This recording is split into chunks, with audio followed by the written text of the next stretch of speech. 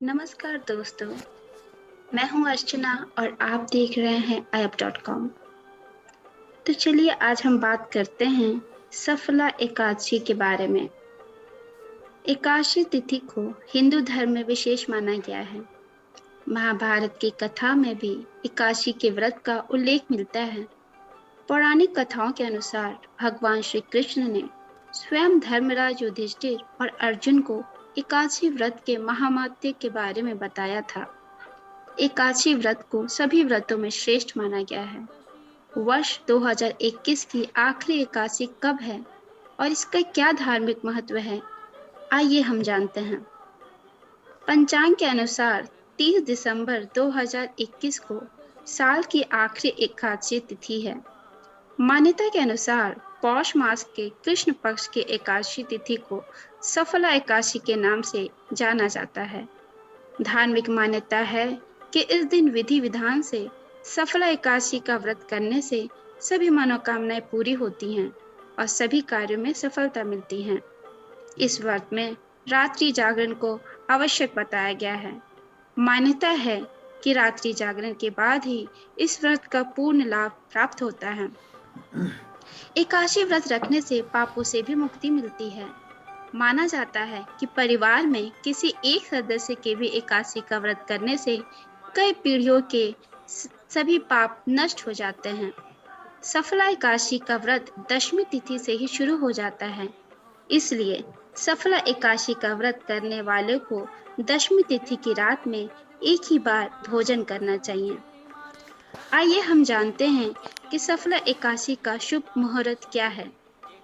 एकादशी तिथि प्रारंभ 29 दिसंबर 2021 को दोपहर 4:12 से है। एकादशी तिथि की समाप्ति 30 दिसंबर 2021 को दोपहर 1:40 तक रहेगा। आइए अब हम जानते हैं सफला एकादशी व्रत का।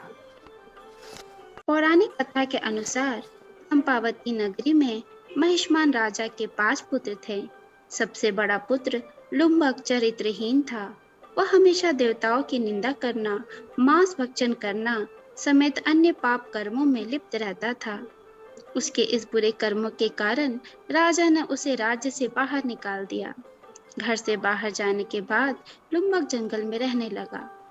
पौष के कृष्ण पक्ष की दशमी की रात्रि में ठंड से वह सो न सका और सुबह होते होते वह ठंड से प्राणहीन सा हो गया। दिन में जब धूप के बाद कुछ ठंड कम हुई तो उसे होश आई और वह जंगल में फल इकट्ठा करने लगा। इसके बाद शाम में सूर्यास्त के बाद या अपनी किस्मत को कोसते हुए उसने पीपल के पेड़ की जड़ में सभी फलों को रख दिया और उसने कहा, इन फलों से लक्ष्मीपति भगवान विष्णु प्रसन्न हो। इसके बाद एकादशी की पूरी रात भी अपने दुखों पर विचार करते हुए सो न सका। इस तरह अनजाने में ही लुम्बक का एकादशी का व्रत पूरा हो गया। इस व्रत के प्रभाव से वह अच्छे कर्मों की ओर प्रवृत्त हुआ। इसके बाद उसके पिता ने अपना सारा राज्य लुम्बक को देकर तप करने चला गया। कुछ दिन के बाद लुम्बक को मनोज्ञ नामक पुत्र हुआ, जिसके बाद में राज्य सत्ता सौंप कर लुम्बक खुद विष्णु भजन में लगकर मोक्ष प्राप्त करने में सफल रहा। तो आशा है दोस्तों आपको सफला एकादशी व्रत के नियम और समय और इसके साथ ये कहानी अच्छी लगी होगी। अगर अच्छी लगी हो तो प्लीज़ हमारे चैनल को लाइक और सब्सक्राइब करना ना भूलें। धन्यवाद।